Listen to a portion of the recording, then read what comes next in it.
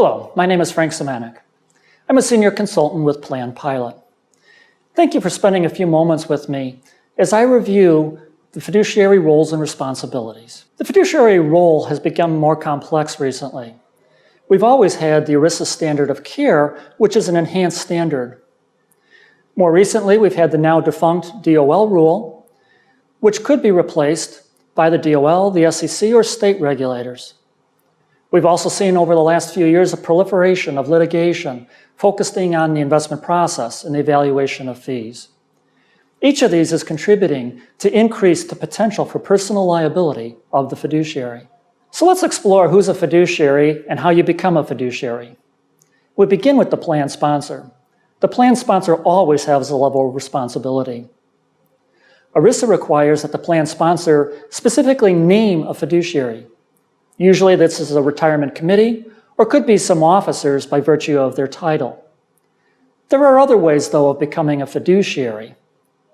The first is to be deemed to be a fiduciary because of the role you're performing. More technically, this is known as a 321 fiduciary. A person can be deemed to be a fiduciary because they render investment advice on a regular basis and receive compensation for doing it. Also, anyone who has discretionary authority over the management or the disposition of the assets can be deemed to be a fiduciary, whether they actually exercise that authority or not.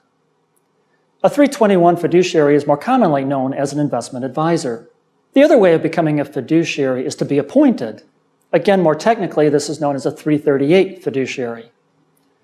In this case, the committee appoints an entity, a registered investment advisor, a bank, or an insurance company, to have authority over the management of the assets.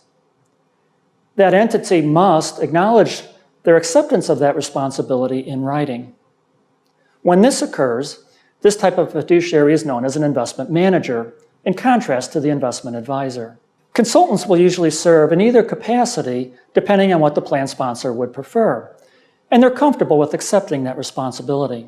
There is another role, though, that we should be familiar with, and that's an investment advisor who's actually serving as a broker. A broker is not a fiduciary. A broker, in contrast to a fiduciary, may give advice on some periodic basis, but doesn't do so on a regular basis for pay. In this case, a broker's standard of care is to make suitable recommendations, but does not rise to the same level as the fiduciary standard. In those cases, a broker is more likely to use proprietary products or to receive commissions as a form of compensation.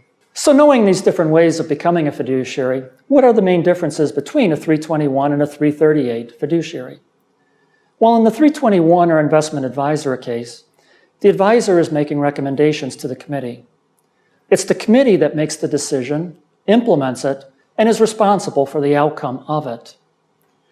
The advisor is a co-fiduciary for the advice that they're giving, but not for the decision that's made or the results that follow. In contrast, in the 338 case, the fiduciary risk actually transfers to the investment manager.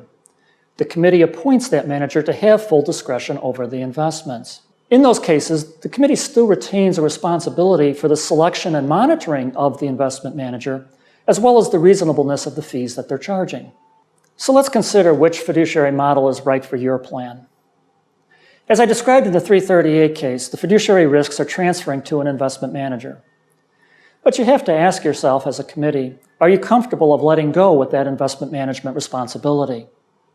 Also, because of the responsibility to continue to oversee that manager over time, do you have an effective process in place for being able to do that? There are also certain operational aspects that we should take into account.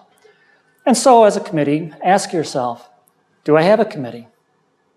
If I do I have representation that includes people with investment or financial background? If I have a committee, are we meeting regularly? If we're meeting, are we effective at making the decisions and implementing those decisions? If you can answer those questions yes, then a 321 approach is probably appropriate. In contrast, if you ask those questions and the answers are no, we don't have a committee. We don't have representation that includes financial or investment people. Or we have a committee, but we're not meeting. or were not effective in making decisions, which is especially important and timely when making decisions around investment choices that are underperforming. Then the 338 model probably makes more sense. Another consideration that might lead you towards the 338 model is to ask yourself what you want to be spending your time on. Managing the investments is a long and complex process. In the 338 case, where you're shifting that responsibility, it frees up your committee to focus on some bigger picture issues, such as the plan design, the performance of the plan, the retirement readiness of the participants, and participant education and communications. Each of these are valuable issues for the committee to be tackling. As you can see, there's a heightened importance on understanding the different fiduciary roles and making the decision that best fits the needs of you as a plan sponsor and a committee. If you need any assistance on these issues, please contact Plan Pilot. Thanks for watching.